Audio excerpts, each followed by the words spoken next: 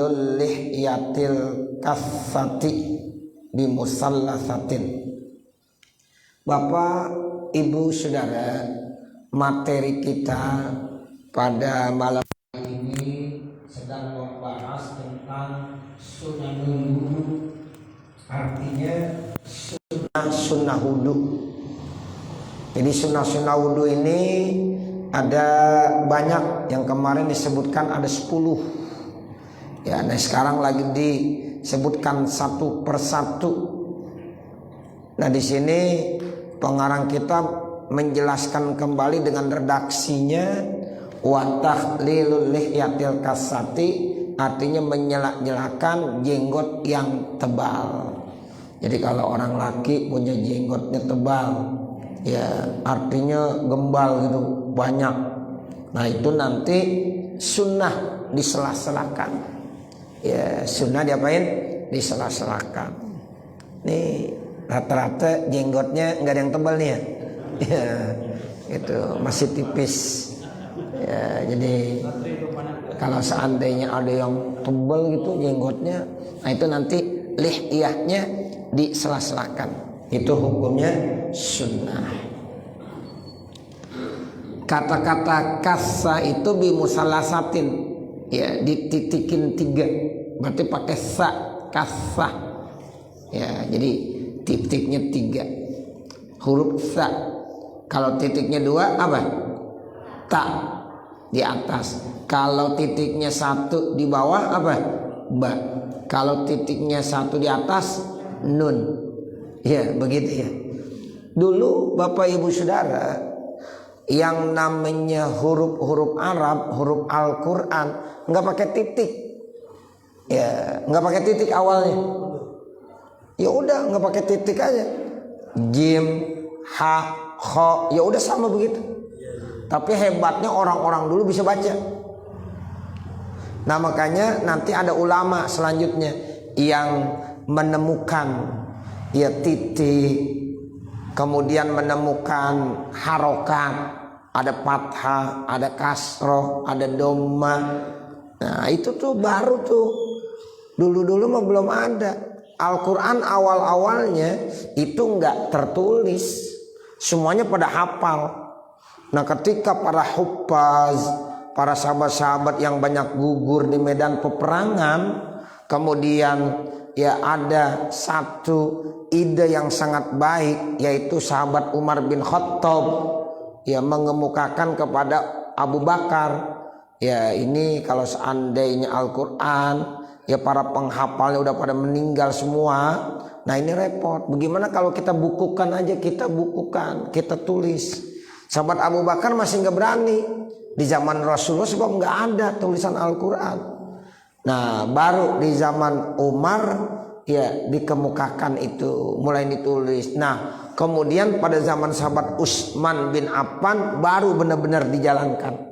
Makanya namanya Mushaf Utsmani tuh. Jadi namanya Mushaf Utsmani. Nah tulisannya itu masih belum ada titik-titik, tapi herannya baru bisa bacanya. Nah kemudian baru ulama-ulama setelah itu di zaman tabi'in ada ulama yang mengemukakan tuh, menemukan titik. Kalau jim titiknya di bawah 1, kalau kho titiknya di atas ya 1. Kalau nggak ada titiknya di atas, nggak ada titiknya di bawah, namanya apa? Ha. Gitu. Jadi ada jim, ada kho, ada ha. Tuh begitu, masya Allah. Terus ada harokat, ada dhamma, ada fathah. Itu juga sama, ulama kesini yang baru menemukan. Ada ilmu nahu. Ya makanya ada ropa, ada nasab, ada kasroh, ada khopan, ada sukun. Nah jadi Al-Quran sekarang udah komplit tuh, enak, tinggal baca doang. Harokatnya ada semuanya. Alhamdulillahi Rabbil Alamin. Tuh enak. Tapi orang-orang sekarang banyak yang masih kagak bisa juga baca Quran. Padahal harokatnya udah ada, udah dibantu, udah ada harokatnya, udah gampang bener. Tapi disodorin baca Quran masih nggak mampu. Gimana? Kalau nggak ada harokatnya, nggak ada ya titik-titiknya. Masya Allah berat bener. Ya itu kehebatan orang-orang dulu begitu. Ilmu tajwid itu Bapak Ibu dulu belum ada. Yang namanya izhar, ikhfa, iklab, ada mad tabi'i, ya mad arid lisukun dan macam-macamnya. Itu baru ada setelah sini ulama yang ya menemukannya. Karena untuk mempermudah baca Quran. Kalau dulu orang nggak pakai ilmu tajwid udah bener bacanya. Nah itu makanya ilmu tajwid itu ya dilahirkan, dimunculkan jauh setelah zaman sahabat, zaman tabi'in. Nah begitu untuk memudahkan orang baca Quran. Sekarang kita ilmu tajwid udah diciptakan, ilmu nahwu udah diciptakan, harokan udah diciptakan, tinggal baca doang masih nggak bisa, masih susah. Tuh seperti itu. Ya, nah makanya ada kadang-kadang dalam kitab itu dipakaikan bil musallasah, ya itu pakai titik 3. Ya itu kenapa? Karena memang dulu nggak ada titiknya. Ya kalau sekarang mah nggak pakai dibilangin bertitik 3 juga udah ketahuan emang ada titiknya 3. Ya kasah, ya itu pakai titik 3, pakai huruf sa. Makanya kita mesti bersyukur sama ulama-ulama dulu. Mereka banyak menemukan ilmu-ilmu yang sangat membantu kita saat ini. Kalau seandainya tidak mereka temukan tuh ilmu-ilmu begitu, nah kita nggak bisa dah tuh mempelajari ilmu-ilmu hadis, ilmu-ilmu tafsir, ya Al-Quran, hadis itu bisa kita baca karena mereka yang tulis, mereka tulis semuanya. Nah ini makanya disebut wa tahlilul lihyatil kassah, menyela-nyelakan jenggot yang tebal, bimusallasati minar rajuli, dari orang laki-laki. Jadi kalau ada orang laki-laki punya jenggotnya tebal, nah sunnah disela-selakan pada saat yaitu berwudu. Amma lihyatur rajulil khafifati, adapun jenggot laki-laki yang tipis, walihyatul mar'ati wal khunsa, dan jenggot kalau seandainya orang perempuan punya atau khunsa punya, fayajibu tahliluhuma, maka wajib disela-selakan keduanya. Kalau yang tipis menyela-nyelakannya wajib. Kalau yang tebal menyela-nyelakannya apa? Sunnah. Wa kaifiyatuhu, bermula kaifiatnya, caranya. Sekarang caranya bagaimana tahlil? Ayyudkhilar rajulu asabi'ahu, seorang laki-laki memasukkan jari-jari tangannya tuh min asfalil lihyati, min aspala. Ya min aspali ini ya asalnya isim ghairu munsharif, dia mabni, ya dia dinasabkan atau dihopatkan dengan fathah, tapi kalau diidopatkan maka kembali ke asal, ya berarti pakai kasroh lagi. Min aspali, aspali mudhof, al lihyati mudhof ilaih, jadi min aspali lihyati, dari ya jenggotnya yang bawah. Jadi kalau menyela-nyelakan katanya caranya tangannya tuh jari-jarinya di bawah, ya disela-selakan. Kalau yang punya jenggot tebal, ya itu begitu. Jadi dari bawah nyela-nyelainnya. Kemudian wa tahlilu asabi'il yadaini warijlaini. Kemudian sunnah wudu lagi menyela-nyelakan jari-jari dua tangannya dan dua kakinya. Nih kita kalau menyela-nyelakan jari tangan pakainya tasbih nih Bapak Ibu begini. Tapi kalau kaki nanti pakai jari tangan kiri, nah dimasukkan ke bagian-bagian ya jari-jari kakinya. Pakai ini kelingking. Tapi kalau tangan nyela-nyelakannya kayak gini aja. Kalau kita berwudu tuh, ya ini begini aja cukup. Ini namanya bit tasbih. Ya cukup begitu aja udah dapat sunnahnya. Enggak perlu digini-giniin. Tapi diginiin aja udah. Jadi ketika kita berwudu, nah ini sunnah hukumnya. Itulah yang disebut dengan tahlilu asabi'il yadaini warijlaini, dan juga dua kaki. In wasalal ma'u ilaiha, jika memang air udah sampai ke asabi' al yadain warijlain min ghairi tahlilin, tanpa ditahlil, tanpa disela-selakan. Fa illam yasil, kalau seandainya air belum sampai, illa bihi, kecuali dengan tahlil, kal asabi'il multafati, seperti jari-jarinya yang nempel dempet, wajibat tahliluha maka wajib disela-selakannya.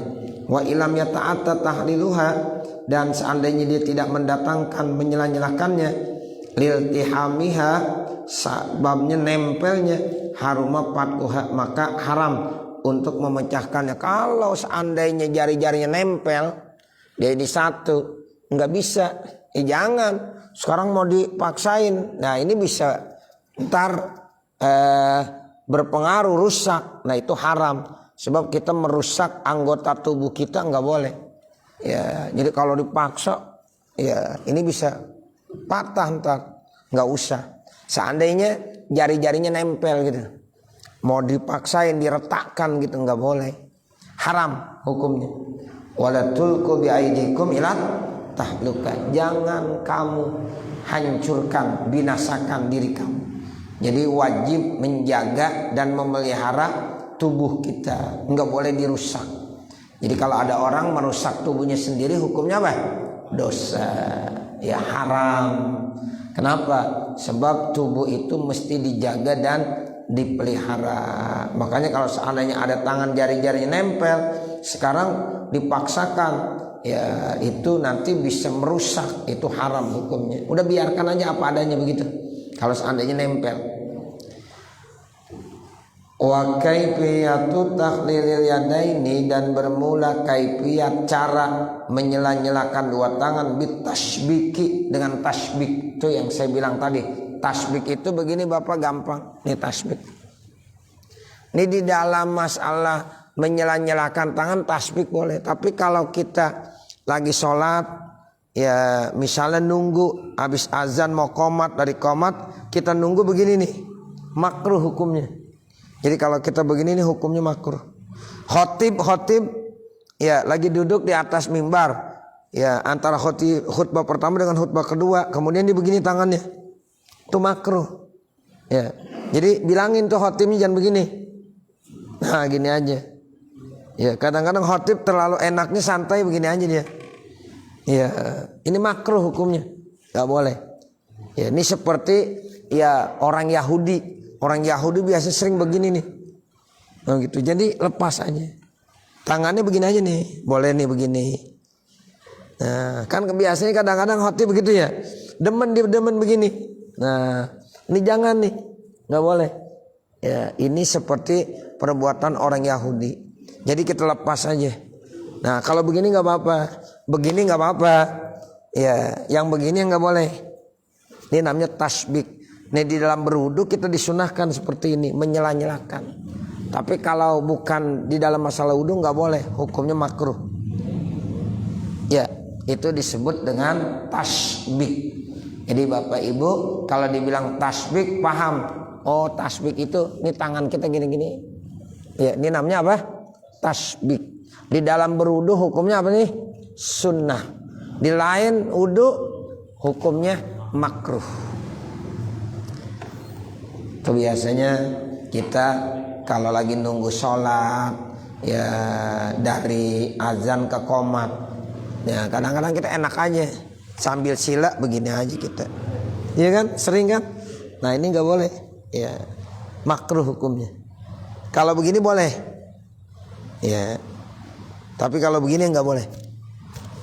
Pernah menyaksikan seorang pengantin tuh itu kenapa? Iya, jangan. Ya, di pelangnya asik nih begini. Ya, gini aja.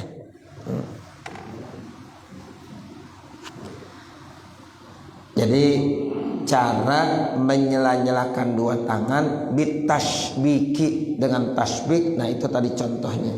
Warijla ini kalau menyela-nyelakan dua kaki bagaimana? Bi ayyabda'a bi khinsiri yadihil yusra, bahwa orang itu memulai dengan kelingking tangan yang kiri, min aspalir rajuli, dari yaitu bawah, ya min aspalir rijli, dari bawah kakinya.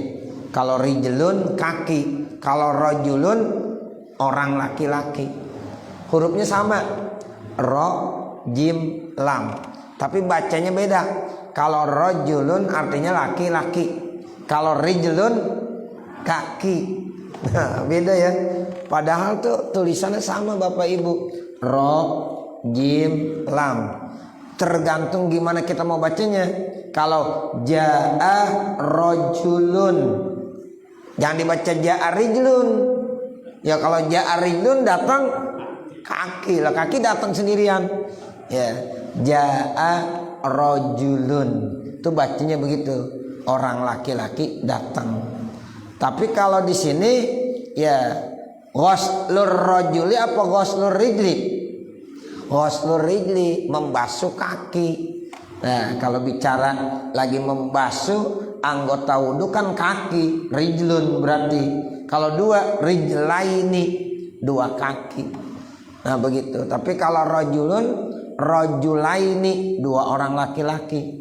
Kalau rijlaini, dua kaki, kaki kanan sama kaki kiri. Itu bahasa Arab. Kadang-kadang hurufnya sama, tinggal barisnya aja. Ya beda-beda. Ya kalau rijlun kaki, rajulun orang laki-laki. Nah ini dibacanya rijli, min asfalir rijli, dari kakinya yang bawah. Mubtadi'an, hal keadaannya dimulai bi khinsiri rijlil yumna, dengan kelingking kaki yang kanan. Khotiman, nanti diakhiri bi khinsiril yusra, dengan kelingking yang sebelah kiri. Wa taqdimul yumna, sunnah juga dalam berwudu mendahulukan yang kanan. Min yadaihi, dari dua tangannya. Wa rijlaihi, dan dua kakinya. Alal yusra, kebanding daripada yang kiri. Min huma, dari keduanya. Ketika kita berwudu, tangan kan ada dua, ada tangan kanan, ada tangan kiri. Maka sunnahnya mendahulukan tangan kanan dulu. Tangan kanan 1 kali, 2 kali, 3 kali bersih sempurna, baru tangan kiri. Nanti kaki ada 2 juga. Nah itu sama, kita basuh kaki ya kanan terlebih dahulu. Udah selesai kanan baru kaki kiri. Itu namanya mendahulukan yang kanan kebanding dari yang kiri. Hukumnya sunnah. Kalau ada orang membasuh kiri dulu sah, cuma makruh. Ada orang basuh kaki dulu yang kiri, habis yang kiri baru yang kanan. Kan namanya menyalahi aturan. Kalau ditanya, Ustaz itu ada orang basuh kakinya kanan atau kiri dulu? Oh di kiri dulu, bagaimana, sah apa enggak? Sah sih sah saja, cuma hukumnya makruh. Sunnahnya bagaimana? Yang kanan dibasuh selesai sempurna, baru yang kiri. Itulah istilahnya taqdimul yumna alam yusra. Jadi mendahulukan yang kanan, baru yang kiri. Itu anggotanya kanan dan kiri, itu kaki dengan ya tangan. Sekarang pipi kan ada 2, ada pipi kanan, ada pipi kiri. Nah ini nggak perlu, barengin aja ya Bapak Ibu ya. Kalau kita membasuh, nih ada pipi kiri Ustaz, ada pipi kanan, bagaimana? Mana duluan? Bareng aja. Sama telinga, nih telinga ada telinga kanan, telinga kiri. Yang kanan dulu apa yang kiri dulu? Barengin aja.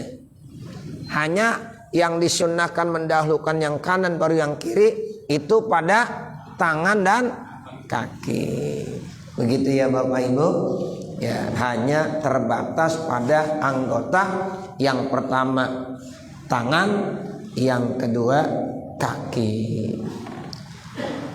Amal udwani alladzani yasulu ghasluhuma ma'an. Adapun 2 anggota yang gampang dibasuhnya dua-duanya secara bersama-sama, kal khaddaini, seperti 2 pipi. Pipi ada kanan ada kiri. Fala yuqaddamul aymanu minhuma, maka enggak perlu didahulukan yang kanan daripada keduanya. Bal yutahharani, akan tetapi yutahhirani, orang itu boleh bersuci dab'atan wahidatan, sekaligus. Yang kanan yang kiri dibasuh secara berbarengan. Sama dengan telinga kanan telinga kiri. Nah itu dibasuh sekaligus bareng aja. Enggak perlu ya kanan dulu selesai baru kiri. Itu tidak dianjurkan begitu. Tetap dab'ah wahidah 1 kali. Ya telinga kanan telinga kiri kan bisa, kemarin udah diajarin tuh. Nah ini kan bareng ya, bareng. Nanti ambil lagi air bersih, jalanin lagi sini, bareng lagi. Nanti 1 kali lagi, jalanin lagi, bareng lagi. Nah ambil lagi 1, tutup dah. Nah selesai udah. Itu namanya bareng, kanan sama kiri. Pipi kanan sama kiri bareng juga. Nah cuma yang takdim tangan sama kaki. Yang kanan terlebih dahulu, baru yang kiri. Wa dzakarul musannifu, gitu bacanya. Zakaru fi'il madi. Ya, wa dzakarul musannifu sunniyata tasrisil udwi, dan pengarang kita menyebutkan terkait tentang sunnah meninggalkan anggota yang dibasuh, wal mamsu dan yang disapu, fi qaulihi dalam ucapannya, wa toharatu salasan. Wa toharatu artinya bersuci salasan 3 kali. Jadi taslis hukumnya sunnah. Membasuh muka baru sekali itu udah sempurna, tapi disunahkan lagi kedua kalinya. Udah 2 kali, sunnah lagi 3 kali. Lebih dari 3 kali nggak boleh, makruh. Ya Bapak Ibu, kita membasuh udah 3 kali masih membasuh aja, jangan, makruh. Itu namanya nanti israf, menghambur-hamburkan air, sayang airnya. Ya, jadi udah 3 kali cukup. Yang dianjurkan berwudu hanya taslis, 3 kalikan. Lebih dari 3 kali hukumnya makruh. Berkumur 3 kali, cuci tangan 3 kali, membasuh tangan, membasuh kaki, membasuh muka 3 kali sunnahnya. Jangan lebih dari 3 kali. Jadi kalau lebih makruh, kurang makruh juga. Ada orang baru sekali doang, makruh. 2 kali makruh, 3 kali sunnah. Lebih dari 3 kali, 4, 5 itu makruh. Nah jadi kalau yang bagus ikutinlah Rasulullah. Nah Rasulullah itu toharonya salasan 3 kali. Wa fi ba'di nashi, di dalam sebagian naskah kitab, wa tikraru ail maghsulu wal mamsuhu, yaitu berulang-ulang yang dibasuh dan yang disapu. Ya, jadi diulang-ulang. Ya, misalnya membasuh muka sekali, 2 kali, 3 kali. Kalau menyapu rambut sekali, 2 kali, 3 kali. Kemudian sunnah wudu lagi apa? Wal mualatu, mualat itu artinya berturut-turut. Wa yu'abbaru anha bitatabu'i, dan diungkapkan lagi kata-kata mualat dengan tatabu. Jadi artinya jangan istirahat terlalu lama, terus berturut-turut. Habis nomor 1 langsung ke nomor 2, dari nomor 2 langsung nomor 3. Jangan habis nomor 1 istirahat dulu, ngerokok dulu, baru langsung yang kedua. Habis yang kedua santai lagi. Jangan begitu. Ya kapan rapinya tuh wudu. Nah gitu. Jadi langsung aja. Nomor 1 selesai langsung nomor 2. Nomor 2 selesai nomor 3. Sampai kaki yang terakhir. Itu namanya mualat, hukumnya sunnah. Jadi kalau ada orang wudu, habis 1 anggota wudu diistirahat dulu, sambil ngerokok, sambil ngelamun aja. Nah kemudian baru ngelanjutin, boleh, cuma makruh. Ya. Atau contohnya begini, bapak ibu wudu, ya mukanya di rumah wudunya, sampai ya menyapu rambut, terakhir tinggal apa? Membasuh kaki ntar dah di masjid aja. Ya, boleh nggak? Boleh, cuma makruh. Yang penting selama dari rumah jalan kemari kagak batal. Kalau dari rumah kemari ya batal, ya harus ulang lagi dari awal. Begitu. Kalau nggak batal, tinggal nerusin, tinggal membasuh kaki aja di masjid. Ya, diambil ya apa? Sendalnya udah siap, kemudian ke tempat wudhu, nah, kemudian dibasuh 2 kakinya, itu boleh ngelanjutin, cuma nggak mualat. Nah kalau nggak mualat hukumnya makruh. Wa yu'abbaru, dan diredaksikan anha daripada mualat bitatabu'i, berturut-turut 1, 2, 3, 4 sampai 6. Ya itu seperti itu. wa hiya alla yahsula bainal udwaini tabrikun kasirun. Artinya jangan sampai dihasilkan antara dua anggota wudu yang dibasuh ada pemisah yang cukup banyak atau lama, dipisah dengan waktu yang lama.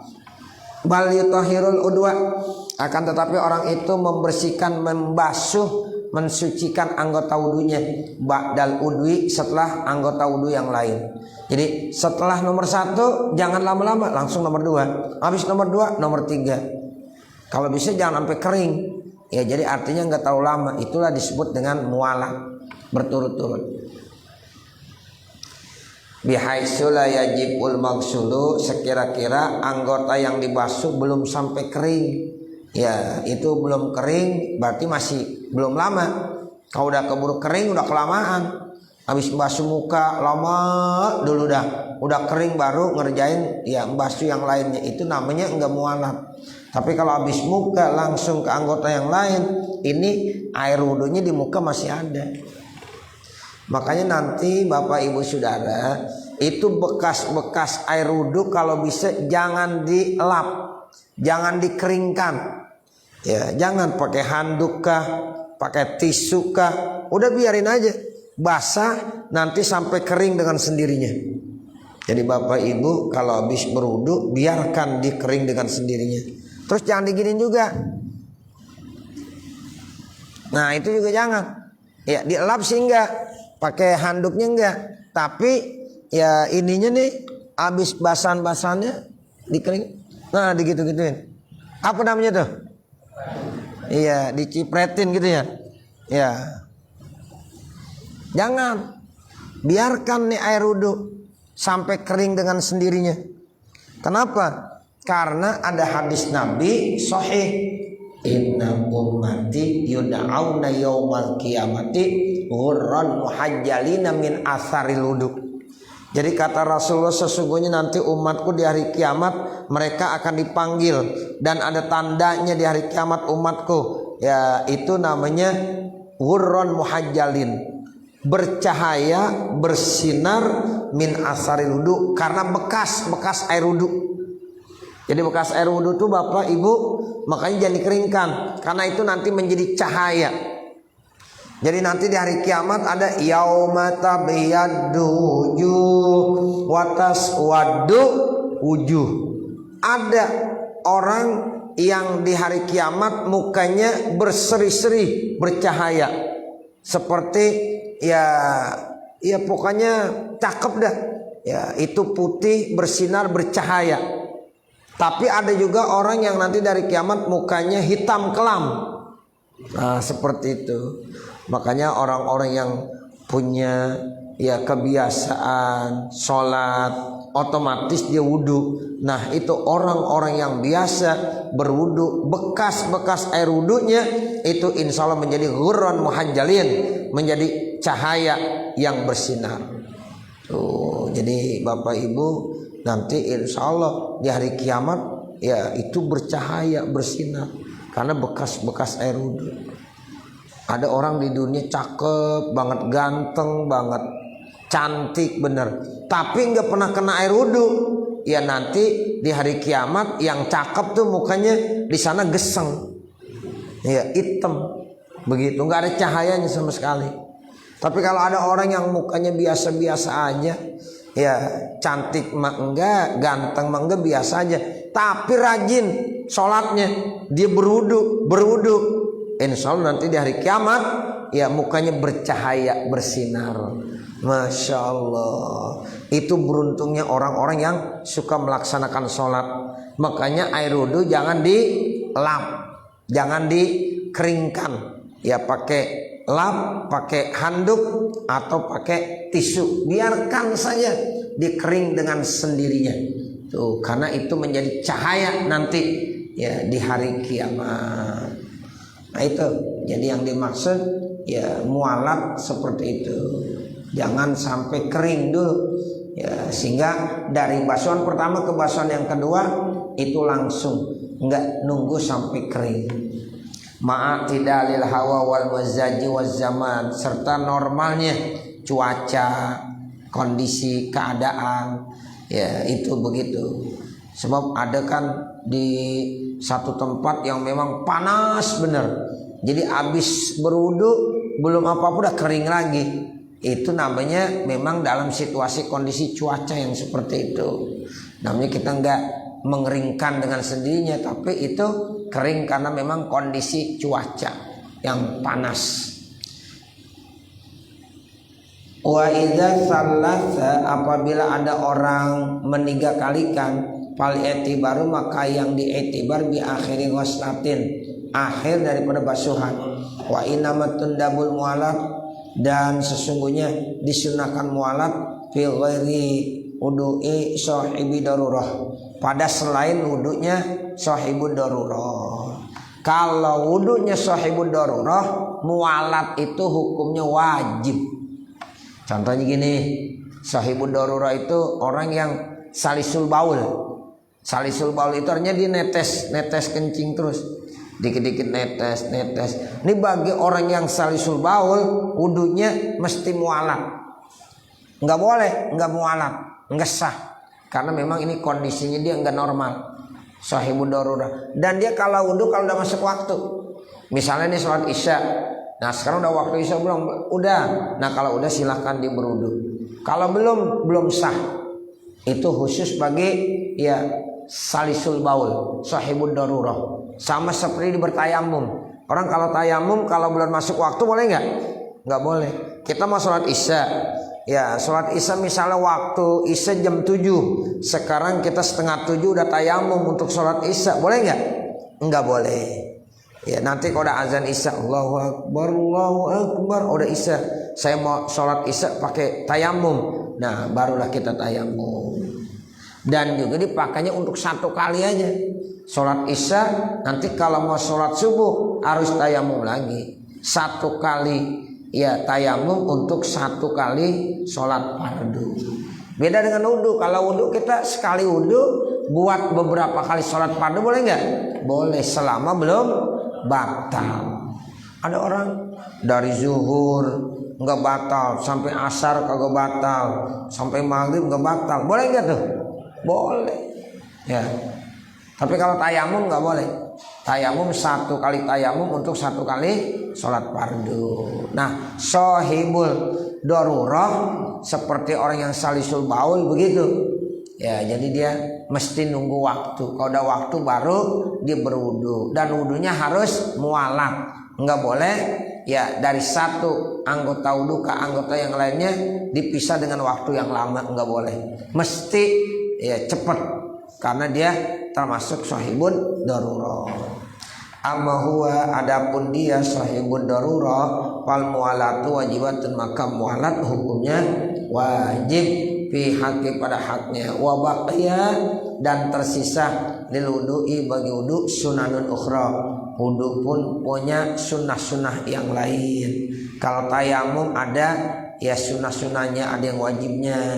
Nah terkait tentang sholat juga sama begitu, ya sama semuanya. Nah makanya dibilang wa baqiya lil wudu'i sunanun ukhra, tersisa bagi wudu ada sunnah-sunnah yang lain. Di samping ini yang udah disebutkan, ada lagi semestinya sunnah-sunnah wudu yang lain, mazkuratun, yang disebut fil mutawwalati, di dalam kitab yang lebih panjang. Di kitab-kitab yang lebih panjang tuh, nah itu ada lagi sunnah-sunnah wudu, seperti ya itolatul ghurrah, yang memanjangkan cahaya sinar. Biasa kita kalau wudu kan sampai sini aja nih. Nah ini boleh dipanjangkan sunnahnya sampai sini, supaya nanti cahayanya lebih banyak lagi. Nah seperti itu. Kalau kita membasuh kaki sampai mata kaki, tapi kalau bisa lebihin, nanti cahayanya lebih juga. Semakin kita melebihkan berarti cahaya bekas wudu semakin bertambah. Nah itu ada yang model-model begitu disebutkan di kitab-kitab yang lebih tinggi dan lebih panjang. Nah inilah terkait tentang sunnah-sunnah wudu udah selesai semua. Nanti baru kita pindah ke bab faslun fil istinja. Mudah-mudahan apa yang kita baca ada manfaatnya. Amin ya rabbal alamin. Saya kembalikan kepada pembawa acara.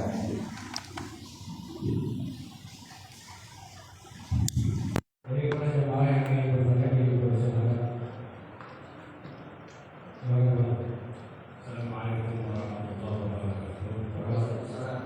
Ustaz, saya bertanya tentang salisul baul.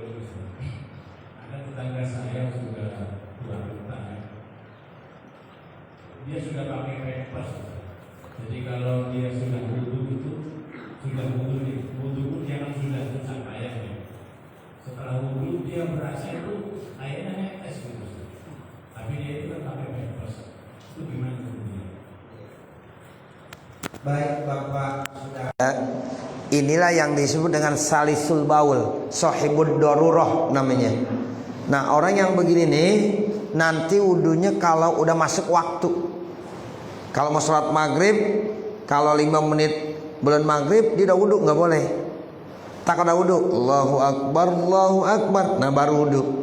Nah wudu harus mualaf, artinya terus dari satu ke anggota wudu lainnya harus terus, nggak boleh pakai istirahat lama-lama. Udah sampai kaki, sholat nah. Itu selama di sholat netes terus air pipisnya, beberapa kali netes nggak apa-apa, karena salisul baul namanya. Dia memang udah dol namanya, ya begitu. Jadi nggak apa-apa, ini karena penyakit. Tapi nanti kalau udah sehat lagi, ya mudah-mudahan itu dikembali normal. Tapi dalam situasi kondisi begitu, sholat tetap wajib hukumnya. Hanya nanti di garis bawahi ketika di mau sholat isya, pempes yang itu ganti. Gitu. Jadi pempes yang itu tuh harus diganti, dipakai yang baru lagi untuk sholat isya. Pas masuk waktu isya diwudu, diganti pempes yang lama pakai yang baru, sholat. Selama sholat netes tuh air pipisnya, itu nggak apa-apa ya. Nah begitulah caranya sohibud darurah atau yang disebut dengan salisul baul. Atau orang yang istihadah sama, mengeluarkan darah. Ini bukan darah haid, bukan darah nipas. Nah darah istihadah penyakit tetap wajib sholat. Cuma nanti wudunya kalau udah masuk waktu pakai pempes dah. Nah nanti setiap mau sholat lagi pempesnya yang baru lagi ganti, yang itu nggak boleh pakai lagi. Nah itu masuk dalam kategori sohibud darurah. Bisa salisul baul, bisa salisul dam, keluar darah terus. Nah kalau orang perempuan disebut istihadah, ya kalau orang laki disebut salisul baul karena yang keluar kencing. Tapi kalau perempuan yang keluar darah, ya itu salisul dam. Kalau yang keluarnya kencing ya sama salisul baul juga, yang memang udah netes terus, kagak batuk kagak ngapa, netes apalagi batuk. Begitu, karena memang ini kondisinya lagi sakit. Nah itu begitu ya. Baik, lain silakan. Silakan Pak.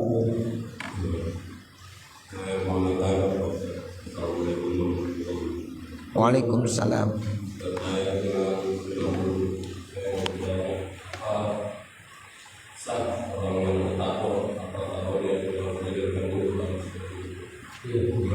Baik, begini Bapak, Ibu, Saudara, di dalam masalah wudhu, di dalam masalah mandi, itu ketika air dialirkan itu mesti kena ke tempat ya wudhunya.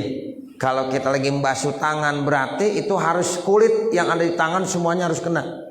Kalau terhalang nggak sah. Contohnya ada cat, ya itu catnya harus dihilangin dulu, ya. Atau ada apalagi dah, ya yang lain-lain, misal lem atau apa, itu tuh bisa menghalangi sampainya air ke kulit. Nah itu nggak boleh. Nah bagaimana dengan tato? Ya kalau memang dia tidak ya sampai air ke kulit terhalang, ya sama nggak boleh, nggak sah hukumnya. Tapi sekarang untuk menghilangkan tato susah, Ustaz ini nggak bisa, ya ini udah kagak bisa lagi dihilangin, caranya bagaimana? Ya masa dilukai nggak boleh, melukai kulit kita itu juga nggak boleh. Terus akhirnya bagaimana? Ya udah apa adanya dah. Ya, yang penting ditaubat, jangan diulang kembali. ya jangan pakai tato-tatoan lagi. Ustaz, ini di belakang saya ada tatoan merek apa, gambar harimau. Waduh, harus dihilangin. Nggak bisa Ustaz, gimana? Ya udah, mudah-mudahan Allah ya maha pengampun. Ya itu kalau mandi junub bagaimana? Ya udah, ya itu tato udah nggak bisa dihilangin, biarkan saja. Tapi yang belum jangan coba-coba, gitu maksudnya ya. Yang belum, Ustaz pengen, ya zaman sekarang banyak tatonya, pengen juga, nggak usah, ya nggak usah. Tapi kalau terlanjur bagaimana? Insya Allah Allah maha pengampun lagi maha penyayang. Yakin udah, Bismillah, semua udah susah untuk menghilangkannya. Kalau cat gampang ya bisa dihilangkan. Tapi kalau tato udah susah, udah mendarah daging. Nah itu biarkan saja. Insya Allah Allah maha pengampun lagi maha penyayang. Dia akan diberikan dispensasi spesial buat dia. Tapi yang belum jangan coba-coba gitu. Saya mau coba jangan ya. Tapi yang udah terlanjur insya Allah ya itu udah dimaafkan karena memang susah alasannya ya. Sementara kalau dihilangin juga ya nanti bisa merusak kulitnya. Nah itu jangan ya, nggak boleh begitu ya. Satu lagi sekarang yang bertanya, ada saya bertanya, di masalah kata wudhu, ketika khotib sedang berjalan sama khotibnya, kemudian ada jamaah tidurnya sampai pulus malam, itu iya. Terkait tentang hal yang membatalkan wudhu nanti kita akan bahas. Di antaranya ada tidur. Tidur itu menyebabkan wudhunya batal. Tapi tidur yang bagaimana? Tidur selain orang yang duduk yang memang posisinya tidak merubah pantatnya. Kalau kita tidur kemudian pantat kita nggak merubah, walaupun ngorok itu ya tetap nggak batal. Tapi kalau ini posisi udah berubah, nah ini kebuka, habis kebuka dia baru bangun, itu batal. Tapi kalau dibangun dulu baru kebuka, nah itu nggak batal. Nah, jadi makanya tidurnya tolong dilihat. Kalau model tidur yang posisi pantatnya tetap pendiriannya itu tidak membatalkan, ya tidak membatalkan. Tapi kalau posisinya tidurnya tidak duduk, yang tetap pendiriannya di atas ya bumi, itu yang membatalkan. Ya, jadi begitu Bapak Saudara. Kalau orang yang lagi sholat Jumat nunggu ya khotib yang sedang ya menyampaikan khutbahnya, dia tidur pulas, selama memang duduknya benar itu nggak apa-apa, ya nggak membatalkan. Tapi kalau memang dia kadang-kadang begini mulu, nah di begitu. Tapi kalau ininya ini udah angkat nih, baru sadar, nah itu udah batal. Jadi nanti mau sholat Jumat ambil air wudhu, ya ambil air wudhu seperti itu.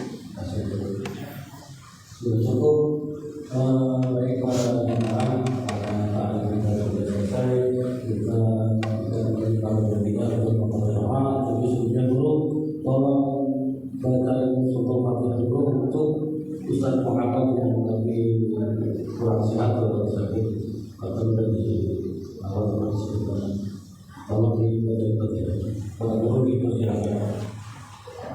Segenap Bapak, Ibu, Saudara, sebelum kita membaca doa, mari sama-sama kita baca suratul Fatihah. Sehubungan ada jamaah kita yang dalam keadaan kurang sehat, yaitu Bapak Al-Ustaz Muhammad. Mudah-mudahan dengan sebab kita baca suratul Fatihah, kita mohon kepada Allah, mudah-mudahan Allah kembalikan kesehatannya, Allah sehatkan kembali, Allah panjangkan umurnya sehingga bisa beraktivitas seperti biasa. Al-Fatihata biniatis sihah wassalamah wal afiyah li akhi al-Ustaz Muhammad wa ila hadrati Nabi Muhammadin sallallahu alaihi wasallam. Al-Fatihah. A'udzu billahi minasyaitonir rajim. Bismillahirrahmanirrahim.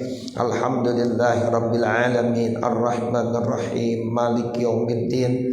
Iyyaka na'budu wa iyyaka nasta'in. Ihdinas siratal mustaqim siratal ladzina an'amta 'alaihim ghairil maghdubi 'alaihim waladdallin. Rabbighfirli wa liwalidayya amin. Bismillahirrahmanirrahim. Alhamdulillah rabbil alamin. Hamdan yuwaffi ni'amahu wa yukafi'u mazidah. Ya Rabbana lakal hamdu wa lakas syukru kama yanbaghi li jalali wajhikal karim wa li 'azimi sultanik. Allahumma salli ala sayyidina Muhammad wa ala ali sayyidina Muhammad. Allahumma salli ala sayyidina Muhammad wa ala ali sayyidina Muhammad. Allahumma salli wa sallim ala sayyidina Muhammad wa ala ali sayyidina Muhammad. Allahumma ighfir lana dhunubana wa li walidina wa li masyayikhina wa li muallimina wa liman lahu haqqun alaina wa liman ahabba wa ahsana ilaina wa lil hadirina wa likaffatil muslimina ajma'in. Allahumma inna nas'aluka ridhaka wal jannah wa na'udzubika min sakhatika wan nar. Rabbana atina fid dunya hasanah wa fil akhirati hasanah wa qina adzabannar. Wa sallallahu ala sayyidina Muhammadin wa ala alihi wa sahbihi wa sallam walhamdulillahi rabbil alamin. Wassalamualaikum warahmatullahi wabarakatuh. Waalaikumsalam.